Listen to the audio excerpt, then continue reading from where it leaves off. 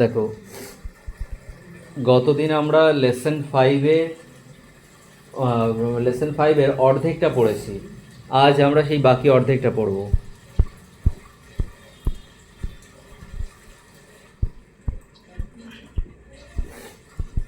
এখান থেকে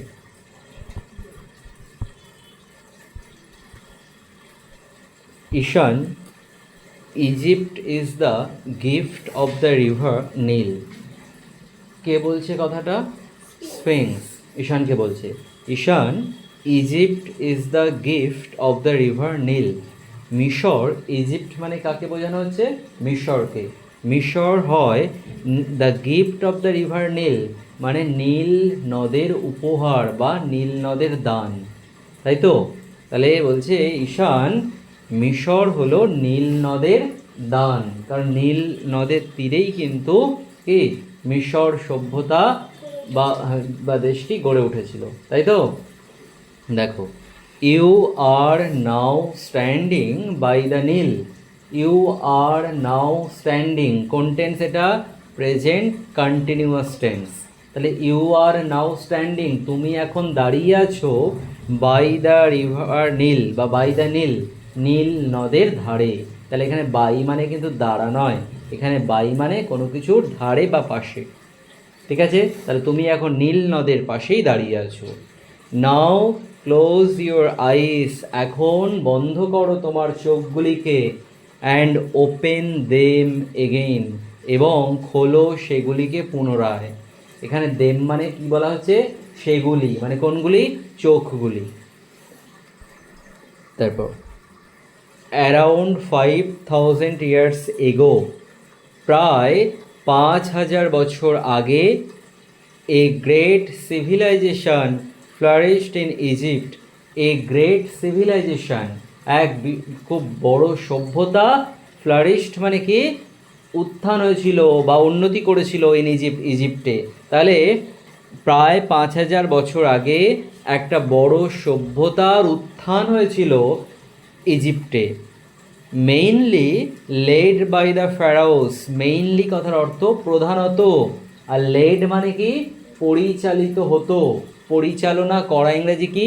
lead, LEAD, lead. আর এখানে কি লেখা আছে? LED, লেড লেখা আছে, লিডের পাস্ট ফর্ম লেখা আছে। এখানেও কিন্তু কমাটার অর্থ হচ্ছে, কমাদের অর্থ হচ্ছে দ্যাট ওয়াজ মেইনলি লেড। এখানে দ্যাট আর ওয়াজ কথাটা আছে।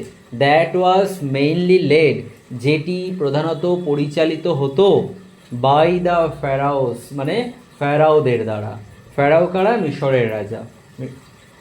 দ্য কিংস ওয়্যার ওয়াইজ, রাজারা ছিলেন জ্ঞানী। And the soldiers were brave, এবং সৈনিকরা ছিলেন সাহসী। দেখো এখানে সোলজার উচ্চারণটা কী হবে? সোলজার, ডি আছে কিন্তু ডি এর কোনো উচ্চারণ নেই, বর্গের জয়ের মতো উচ্চারণ হচ্ছে ডিটা, তাই তো? And the soldiers were brave, এবং সৈনিকরা ছিলেন খুব সাহসী।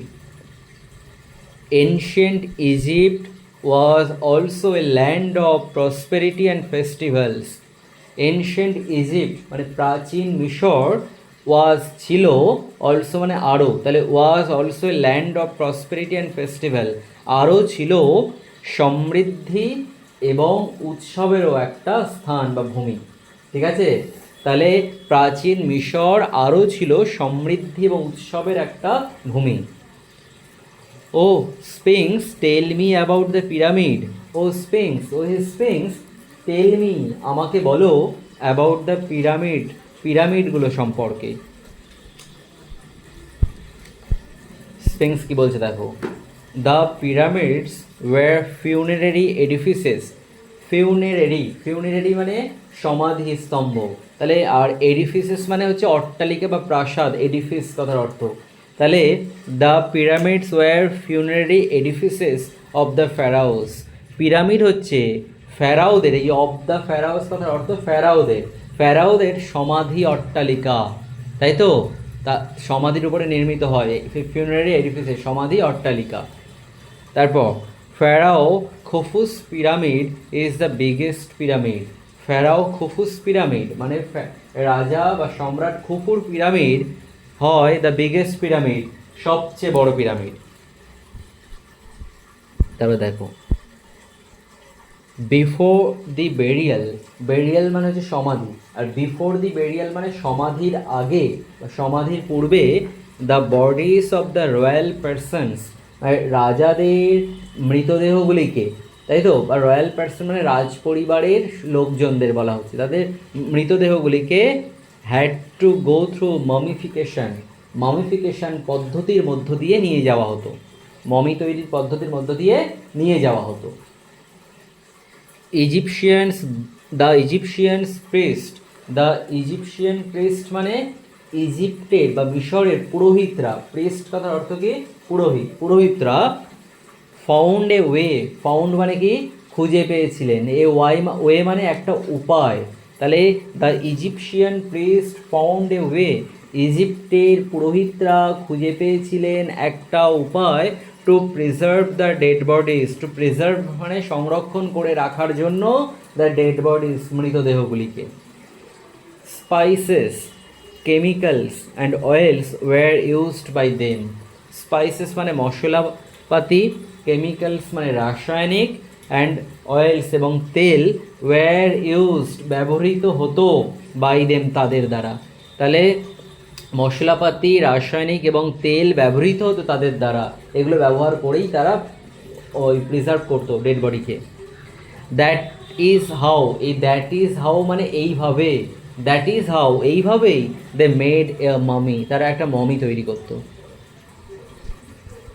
তারপরে লুক দ্যাটস কুইন নেফারটিটি, বলছে দেখো ওটা কুইন নেফারটিটি মানে রানী Nefertiti, Nefertiti perhaps the most beautiful queen of Egypt, perhaps মানে সম্ভবত the most beautiful queen of Egypt, ইজিপ্টের সবচেয়ে সুন্দরী রানী সে নেফারটিটি, তার মমি ওখানে রাখা আছে। হি ইজ টুটেনখামুন, তিনি হন টুটেনখামুন, হু ডাইড ইন হিজ টিনস, যিনি মারা গিয়েছিলেন তার কিশোর বয়সে, তাহলে রাজা টুটেনখামুনকে দেখি বলছে যে ওই হয় টুটেনখামুন যিনি কিশোর বয়সে মারা গিয়েছিলেন। His body is preserved as a mummy, তার মৃতদেহটা সংরক্ষিত আছে অ্যাজ এ মমি মানে মমি হিসাবে, অ্যাজ এ মমি, মমি হিসাবে। দ্যাটস হাওয়ার্ড কার্টার, ওই হয় Howard Carter, who discovered Tutankhamun's tomb in 1922, who মানে যিনি, ডিসকভার্ড আবিষ্কার করেছিলেন, টুটেনখামুনস টম্ব মানে টুটেনখামুনের কবরটিকে বা সমাধিটিকে, ইন 1922 1922 সালে, তাহলে হাওয়ার্ড কার্টার টুটেনখামুনের সমাধিটা আবিষ্কার করেছিলেন 1922 সালে, কোথায় সমাধি দেওয়া হয়েছিল তা। তারপর আই সি, ঈশানের মায়ের ফিরে এসছেন, বলছে I see you have not moved from the spot since I left you, বলছে আই সি আমি দেখতে পাচ্ছি, you have not moved from the spot, তুমি জায়গাটা থেকে নড়োনি, সিন্স আই লেফট ইউ আমি তোমাকে যখন থেকে রেখে গিয়েছিলাম, যখন থেকে আমি তোমাকে ছেড়ে গিয়েছিলাম দেখছি তুমি জায়গা থেকেই নড়োনি, তারপর এসে বলছে। এবার দেখো বলছে we are going to see a lot of amazing things yet, বলছে উই আর গোয়িং আমরা চলেছি, টু সি দেখতে, a lot of amazing things, a lot মানে অনেক, অনেক আশ্চর্যজনক জিনিস দেখতে, ইয়েট তথাপি, তথাপি আমরা অনেক আশ্চর্যজনক জিনিস দেখতে চলেছি। The pyramid of pharaoh Khufu, pharaoh খুফুর pyramid, and the tomb of Tutankhamun, টুটেনখামুনের সমাধি। ঈশান কি বলছে দেখো, মা Khufu's pyramid is the largest in Egypt, মা খুফুর পিরামিড হচ্ছে ইজিপ্টে সবচেয়ে বড় pyramid. And Tutankhamun was a teen emperor, এবং টুটেনখামুন ছিলেন একজন কিশোর সম্রাট। ঈশানের মা কি বলছেন, বলছেন আই অ্যাম ইমেন্সলি, এই আয়ের মধ্যে অ্যাপোস্ট্রফি দিয়ে এম লিখেছে না, অ্যাম তার মানে আই অ্যাম ইমেন্সলি সারপ্রাইজড, আমি অত্যন্ত অবাক হচ্ছি, দ্যাট যে pharaohs and Egyptian history is so well known to you, pharaoh এবং ইজিপ্টের ইতিহাস তোমার কাছে এত পরিচিত, এত ভালো করে জানা। Are you beginning to like history, তুমি কি ইতিহাস পড়া পছন্দ করেছো, ইতিহাস পছন্দ করা শুরু করেছো।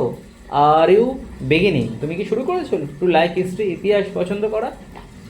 ইয়েস হ্যাঁ, ঈশান কি বলছে, ইয়েস হ্যাঁ। তারপর কি লেখা আছে? থ্যাংক ইউ স্পিংস, ধন্যবাদ স্পিংস। ক্লোজ, হ্যাঁ, এন্ড। ওকে।